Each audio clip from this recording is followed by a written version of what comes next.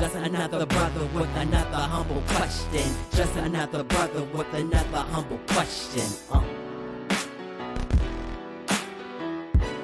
Welcome to another episode of A Brother with Questions. I am your host, B. Period. Man, I appreciate you for joining me. Before I get going here, let me ask you to like and subscribe to the channel. Make sure you comment too. Tell me what you think of these videos. Share it as well. Let the people know about this crazy black dude over here saying these wild and crazy things. Or if you agree, tell them how much you agree with me. I appreciate it, man. We're going to dive in, man. The DNC ended this past Thursday. As I was recording this past Thursday. And I've nicknamed it. This is my personal nickname. I called it the Black DNC convention because I saw more black people at this convention than I've ever seen at any convention in my life. I was just like, where's the balance? That was just my thoughts. That was my thoughts. Where is the balance? But then I ran across this video from Jon Stewart, and while we don't always agree, and I'm sure he is a ardent Kamala Harris supporter, I thought he did a great job of breaking down the hypocrisy of the event. Let's check it out. The Democrats, on short notice, exploited their newfound momentum and enthusiasm with a display of the breadth and width of this diverse, often contradictory party of Roosevelt. At their convention, they had union leaders and CEOs. They had Democratic Party icons and lifelong Republicans. They had a guy yelling, "Screw the billionaires," followed immediately by a very happy billionaire. There's that hypocrisy, man. It's, and again, to me, my whole thing is own who you are. Own who you are. Chris Cuomo, side note, had a video where he recorded all of the corporate people who purchased the suites at the convention. I'm not sure where the actual event was held, but at the center, and how each one of those corporate donors paid anywhere from $500,000 to possibly $1 million, or maybe even more. Who knows? To basically own one of those suites. But here's the thing. But they want to tell us that they're different. They want to tell us that we're not like the RNC. The RNC had the exact same thing. I am sure that they had the same corporate sponsors paying $500,000, millions of dollars to be in the suites to watch their event too. But no. We're different. Yeah, give me a break.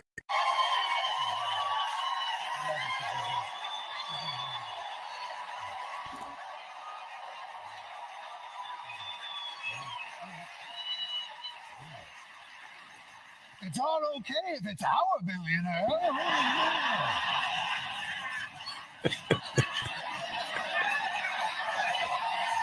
I don't like billionaires, but he's all right. They had guys making fun of people for going to Yale, and a bunch of people who went to Yale. They had Barack Obama.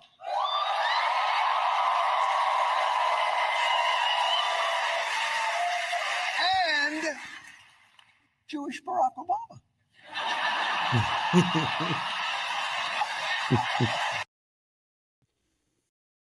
For those that don't know, that's John Shapiro. Everybody, even prior to this, they talk about how he speaks with the cadence of Barack Obama, they say.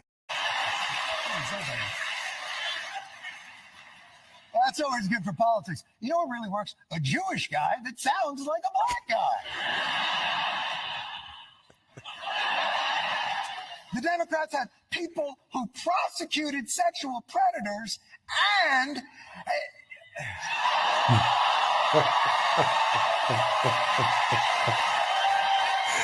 Yes, the president has had his issues. The former president has had his issues.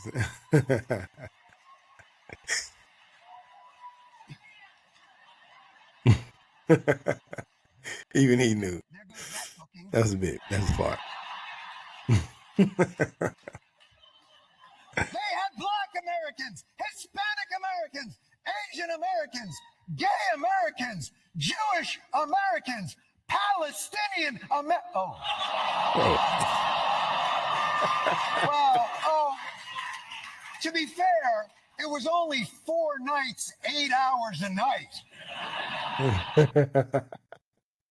You know, one of the things that happened at the convention, if you weren't paying attention, is they had protesters standing outside the gates, of course, protesting the war in Israel and Palestinian people in Gaza.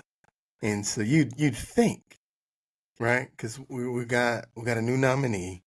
We know the President Joe Biden has ardently supported pretty much everything Israel has done. There's been a lot of criticism of that. And so people had been wondering, was Democratic nominee Kamala Harris going to take a different approach? And I think you'd have to be a fool to think that she's going to have a different approach than what the current administration is doing. Because whether she wants to say it was her idea, she has to own everything they've done because she is a part of that administration. Really, it's best not to think about the consequences of our actions over there, especially given the theme of the week. I can feel the excitement in this arena. It's filled with energy and with joy. The air of joy. Joy, joy, joy. We will be joyful warriors. The president of joy. Let us choose joy.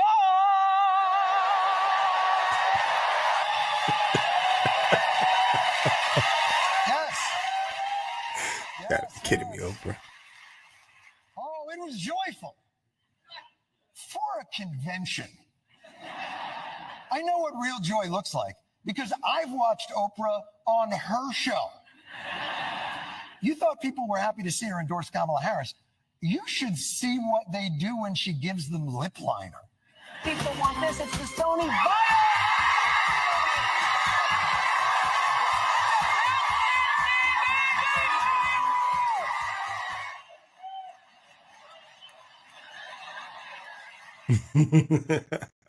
It's funny. I was listening, and matter of fact, I was in church, and a preacher commented on the idea that the theme of the Democratic convention seemed to be just that, joy. And he commented, he said there were criticisms to say joy is not a strategy, and then he reminded that the Bible says joy is my strength. And so, while I'll give him credit for the saying, in politics, I'm gonna have to agree. Joy is not a strategy. I can't eat joy. Joy can't reduce inflation. Joy can't raise prices on wages. Joy can't increase wages. Joy can't bring prices at the grocery store down, prices on the gas pump down. Joy cannot build houses or affordable houses for people. Joy just can't do all of that. We need some actual policies for that. And that was the theme. As you can see, everybody has something to say about joy. That's joy. Pretty good. The Democrats are about joy, and they are about excitement. Oh, and one other thing. I was a paratrooper and an Army Ranger. I flew in the Navy during the first Gulf War. I enlisted, fought alongside my brothers with Lima 325 in Iraq. I gave the order Directing our Special Operations Forces. to fly 2 helicopters 150 miles into Abbottabad at night. And by the time the sun rose, Osama bin Laden was dead.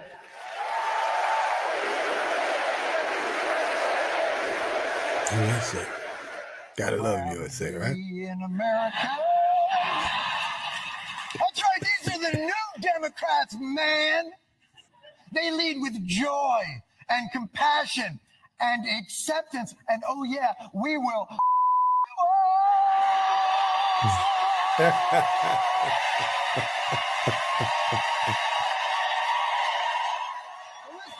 Perfectly summarizes that, man.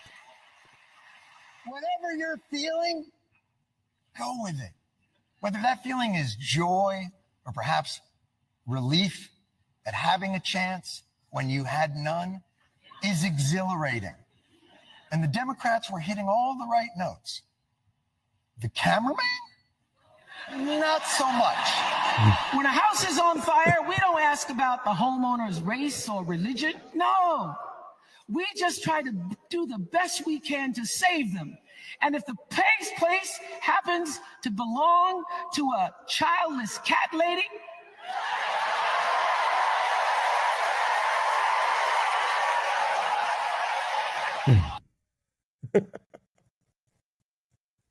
So he goes on to say about how, as it turns out, they did an interview with that same lady that just got the highlight, and it turns out she actually is a childless cat lady. But he perfectly summarized what I again have affectionately called Black DNC. Overall, man, just being, to be a little take this seriously. These conventions are supposed to be pep rallies, right? They're supposed to inspire the people who are going to potentially go out and vote for the candidate, and get them hyped up and ready to go. And so as conventions go, I'm going to give credit where credit is due. This convention was hype. I mean, they brought out, I didn't count them all, but I'm telling you, it felt like every Black celebrity, artist, musician, whatever they could find, they had them in the building to speak, to sing, to do something in the building for this convention. And if nothing else, I felt like they were reaching out to Black people to be like, hey, we Black, come vote for us. I don't know if they were reaching out to anybody else, but I'm telling you, I know they was reaching out to Black folks during this convention, because this is exactly what they think that we want to hear, I think. But the pep rally, I think it was good. I did watch her speech in its entirety. I didn't watch anybody else's speech in their entirety. As you would imagine, of course, Michelle Obama came, killed. They probably, I bet you if you asked them, they probably like her speech the best, even beyond what they thought, whatever Kamala Harris was doing. Of course, Barack Obama, one of the great orators of our generation, this generation of people, killed. And then, of course, I did see her speech, and she killed as well in terms of, I think she delivered a great speech, a great pep rally type speech. And so I think she did a good job with that. For me, when my criticisms come in, is I didn't hear enough about what she was going to do as president, or what she was going to advocate for as president. That's for me where I felt like she lacked.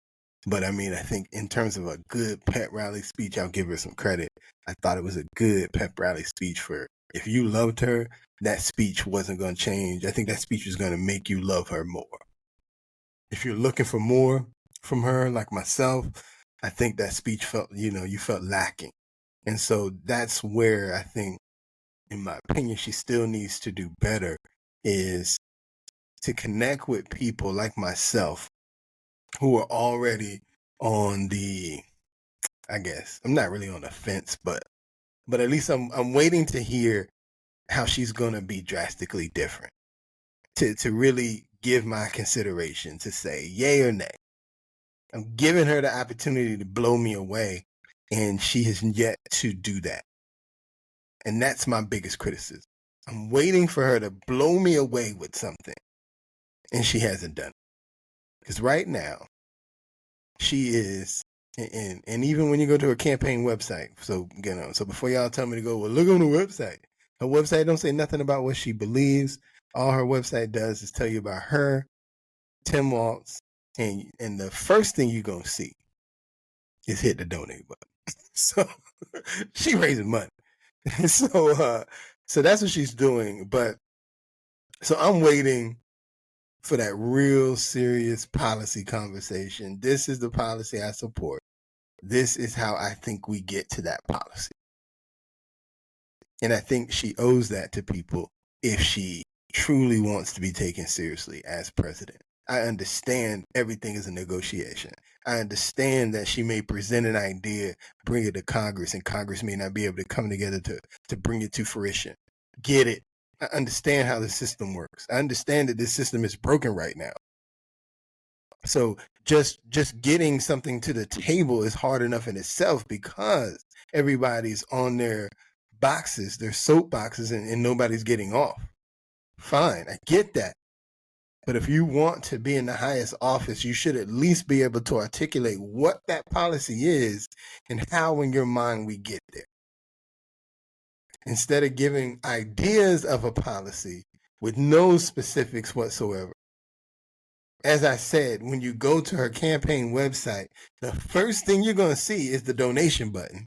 You got to close the donation button just to get to the part that tells you, I am Kamala Harris. Here's my background. Here's what I've done in the past. I am Tim Walz. Here's my background. Here's what I've done in the past. And then the next button says donate, buy some stuff. Here's how you can volunteer.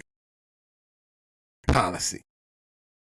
And I've been listening to a lot of pundits, and some people are saying the goal and the strategy is the Obama strategy, is to basically sell people hope and change without really telling them how you get to hope and change.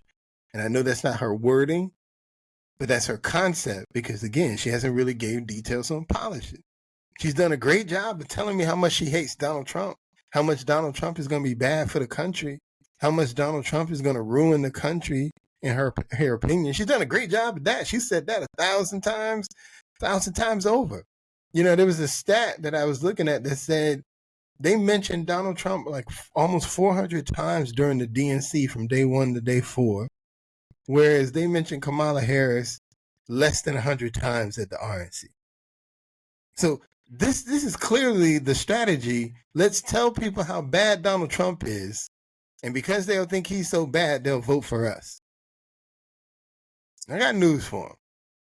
That might work on some people. But there's a lot of us, and I feel like there's a lot of us like myself going, you're going to have to do better. We get it. He's not the greatest man in the world, right? He's not going to win Father of the Year, perhaps. He might not even win Man of the Year, perhaps. But he is the nominee. People are going to make a decision about him one way or another. And in my opinion, the best way to knock him off his high horse is to bring policy to the table with tangible solutions to get to those policies and then let people judge for themselves. But I don't think y'all got it. Bad man strategy ain't gonna work. And on that note, I'm out.